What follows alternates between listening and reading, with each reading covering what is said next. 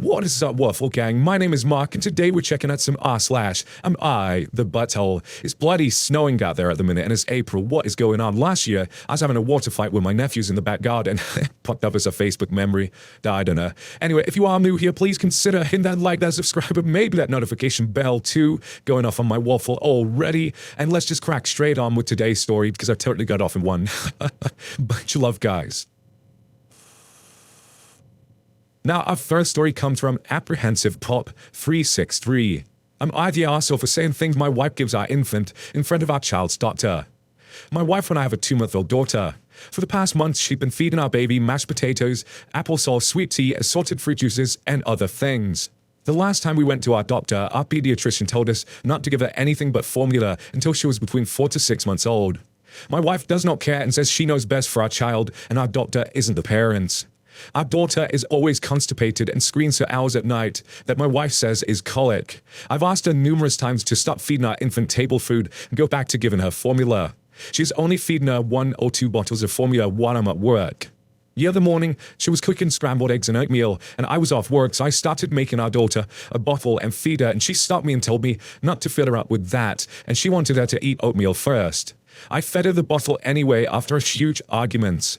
Well, baby had a doctor's appointment, and my wife was talking about the colic and screaming fits, and when the doctor asked what she was feeding her, she only said formula, nothing else. I was angry because she lied and told her the pediatrician every single thing that she had been giving her, and the doctor strongly recommended her to stop, and that she was causing stomach upset and more likely the reason for all her stomach issues. Instead of being apologetic for this, my wife is mad at me and told me I ratted her out to the doctor, and that she doesn't have to listen to her, and that's only a recommendation, and that I made her look like a bad parent. I tell her what a selfish little twat she was being, and now she wants me to go stay with my parents until she forgives me and asks me to come home. Am I the asshole here? I maybe shouldn't have flew mad at her and said some things I did. Maybe I should apologize to my wife. I think the question here is, why does a wife think it's right to lie to the doctor in the first place? Why is she lying to the doctor? Because she knows it's wrong. That's why. I remember my niece when she was younger and she had she was screaming after having formula and stuff like that, and it's really bloating her out. And it did end up being colic in the end. I remember the doctors always questioned mother about it and was like, you sure you're not feeding anything they shouldn't be having, blah, blah, blah. And it went on for ages like this. And it was like, no, no, no. And eventually they used this special formula that was meant for colic, and the issue was gone. Just like that, overnight. It was amazing. Because no one likes to see a baby like that in distress, and what is mother doing? If doctor's suggesting that there's the food that's doing this, you don't carry on giving it the food. I mean, come on, man. And I don't want to get too deep on this one or anything, but TPD did pop into my head. That's all I'm going to say. I'm not going to go any further than that because, that's a reaching statement. That could be quite a big reaching statement, but I'm going to throw that one out there just in case. But Forever Pancake says, not the arsehole, what your wife is doing to your daughter can cause long-term damage to her digestive system. Now, giving her formula can also contribute to her losing weight and not growing. I would suggest you talk to your pediatrician away from your wife to get her the full picture. It's abuse. Edit, because it's at the top, OP, I urge you to supervise every feeding. Your daughter can choke to death having food. She's not ready for having anything but milk. This is extremely serious. And NA Kings of Metal says, so she asks the doctor about the problem and expects a magical cure when she lies about what she's feeding the baby.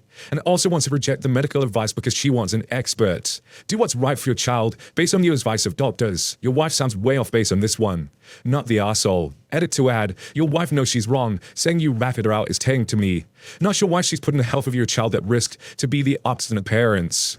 And Pleasant Quantity Sue63 says, not the arsehole, but something is going on with your wife. Your daughter can't digest the food she's being given. Not only can it cause damage, but your daughter is literally screaming in pain from trying to digest it. I'm not a psychologist, but I've had a baby before. The first months of postpartum are very hard, and sometimes postpartum depression comes out in many ways. Paranoia, thinking everyone is out to get you and your baby. Rage at feeling that everyone else knows more than you, and other strange thoughts. The fact that your wife is lying to the doctor and knowing your daughter's pain and constipation is coming from being fed table food and juice is alarming. I'll try and quote to her about why she thinks the food is better for the baby. That she has something against formula. But I also think she needs someone to talk to and sort her feedings, see if postpartum depression is something she's struggling with, and how to help right away. And Hot Wife says, not the arsehole, your wife is harming your child by doing this. I'll be so very angry. Your pediatrician may call CPS about this if it doesn't stop immediately. I kinda hope they do. And one more from LOE saying, she's absolutely right. You should leave. Make damn sure you take that poor baby with you. Not the arsehole. And now I turn this one to you guys. What do you think's going on in this one? Let me know your thoughts in the comments below. And our next story come from Pringles Bandit. Am I the arsehole for telling my boyfriend it's his fault he got into an accident?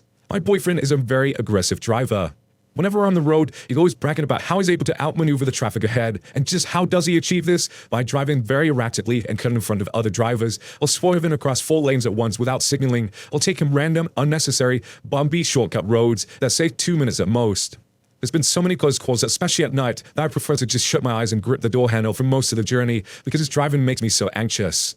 It's worth noting that he doesn't necessarily speed, so the close calls would have been minor scrapes due to him cutting in people's lanes if they had happened. So he's not putting our lives in danger, just the car at risk of some very avoidable fender benders. I complain so many times and he says the way he drives is necessary because there's always crazy traffic, so just either drive like that or crawl.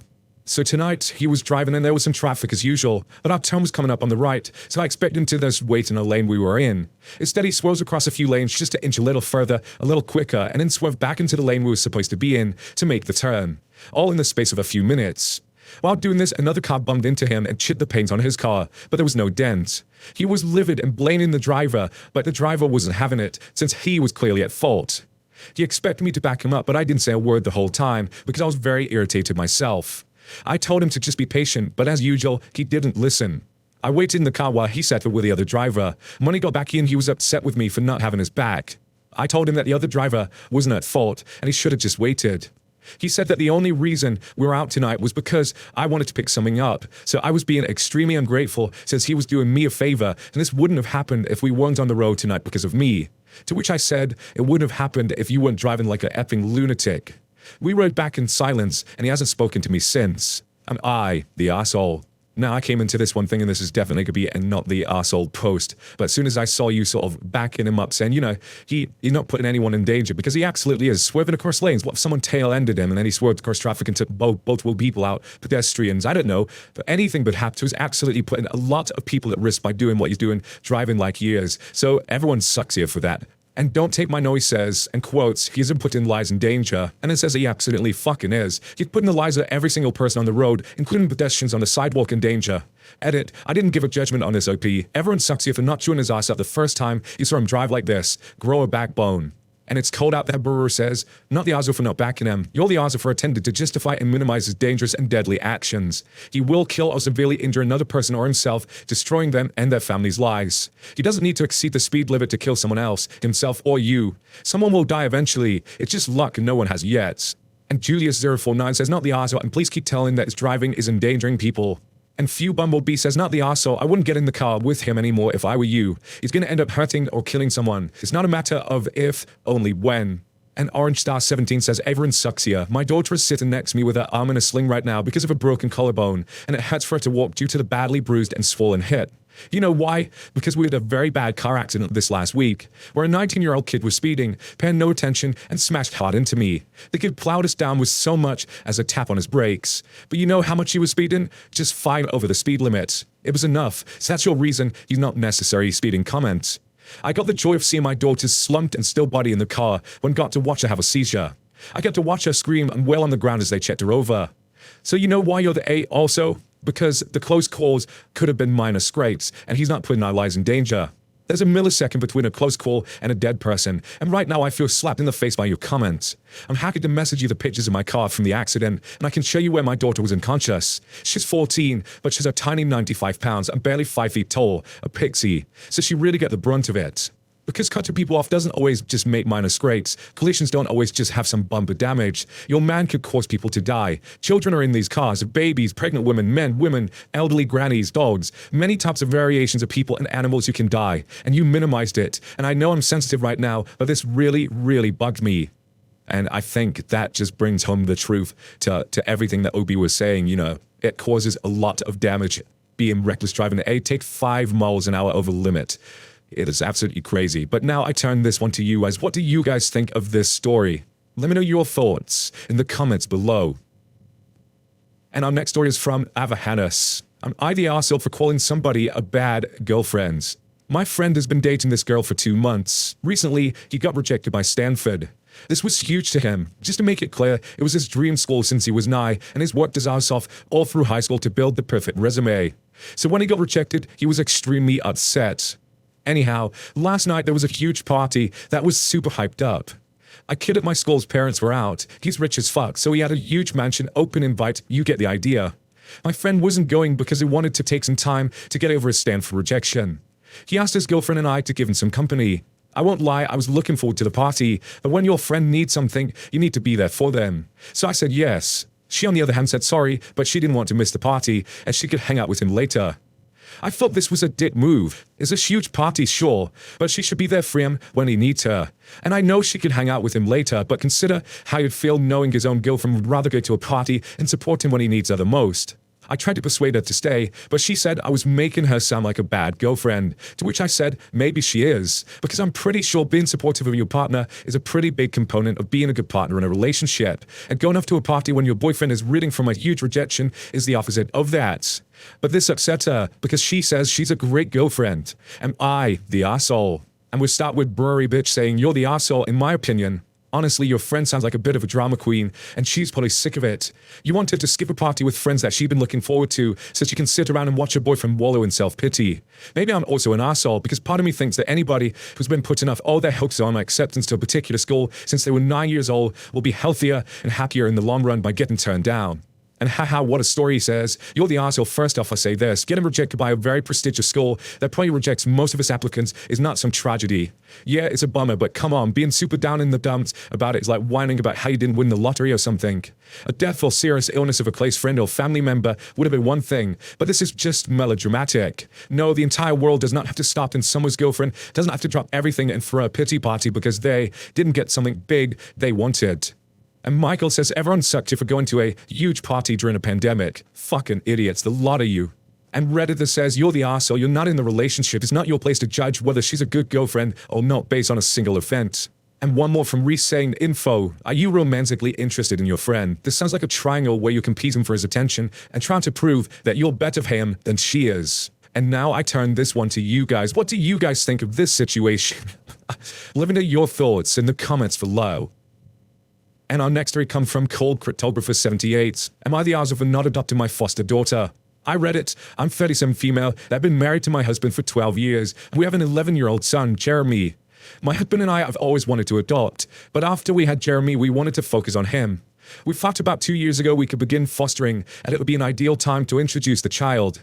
We met Jessica, female 9. She was 7 at the time, and I've been in the system since she was 3. She had moved between 3 houses in the last 2 years. It was really sad as she seemed to be going for a lot. We decided to take her in. She has been having difficulties with Jeremy ever since. She was very shy at first and he was outgoing. My husband and I have been working with a therapist for the last year and a half. She's made great progress. She's made friends and is doing well at school. Recently she's been calling us mom and dad, which makes my heart melt. While her relationship with us has been blooming, our son has had nothing but animosity with her. We no longer give him our undivided attention, and we do put a bit more into Jessica as she needs it. She needs to feel secure, and we won't just dump her. It comes to a point, whenever he sees her, his eyes are filled with intense hatred no one should ever have. It's bone-chilling.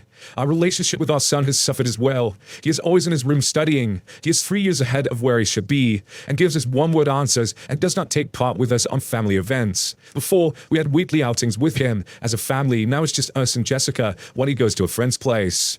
My son has always been close to his father's side. 2 months ago, after coming back from visiting them, we got an angry call from his grandparents. The next things we knew, my brother-in-law, his uncle, has moved into our neighborhood. He is a successful investor and has always taken a liking to my son. He has even offered to pay for him to go to a private school from next year. My son and him are both academics, and he spends most of his time there. He even has his own room and sleeps at nights there.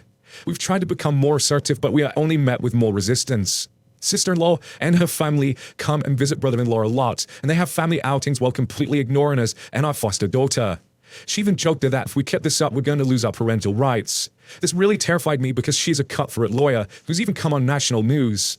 My husband is buckling under the family pressure and wants our son back. We tried to ask him how to repair the relationship, but his only answer is she has to go. No therapy, nothing. We were recently approached by CPS to adopt her, and Jessica seems very keen on becoming our daughter. But as things stand now, we cannot, no matter how much we want to. My husband wants our son back, and he has been crying a lot. A friend of mine called me an arsehole for giving up Jessica, but I can't see another way. And we'll start off with Crowley Cross Jesus, and you're the arsehole. You failed your son and Jessica from the sounds of this. Never foster again. You aren't capable of providing a stable or healthy environment as things are. Never mind the complete lack of therapy your son should have already been in. And let's make crazy sciences OP, you're the arsehole. It sounds like your fear of your sister-in-law is rooted in the fact that you've given her a case. You neglected your son and let him live with family members and take a backseat to Jessica. Now that you feel like that may have consequences, you're willing to even consider tossing aside a child with trauma who will likely be exceptionally traumatized by this rejection. I started out characterizing your son's behavior as almost tantrum-like, and your in-laws as enabling that behavior. But your replies and some other comments have kind of shifted my view. You let them raise your kid while you played rescue ranger, and now it's going to bite you in the ass. You failed both of your children. And Shira Mum 4 says you're the arsehole for not putting a stop to this. Take your son in hand. No more trips to brother-in-law's house. Mandatory therapy, supervised visits from the grandparents and other relatives in your home only, period. And if they break it, a restraining order. The kid is 11. His rights to leave your house, go on outings, go to the doctor, etc. lies solely with you. Just you and your husband. If necessary, adopt Jessica and move out of state with both kids, even if it's expensive. You are also fading Jessica. You created the family and now want to send her back into the system because honestly you raised the spoiled brat of a son and constantly given into extended family pressure to allow him to do as he pleases.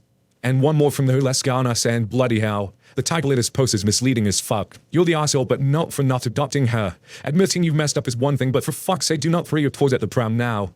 You made your choice and invested all your time, love, and attention to a foster child you shouldn't have fostered. Adopt her. No, really. You've already ruined your relationship with your son. I mean, absolutely fucked up beyond all recognition. Ditch the girl, and if the replies in the comments are any indicator, you'll pin the guilt and blame on your son. Don't ruin both of their lives. Too little, too late. Let your husband's family step up. If your uncle is a better father than your husband, then that, reading the replies, is your fucking fault. Your husband isn't weak letting this family raise your son. It's the best thing for him.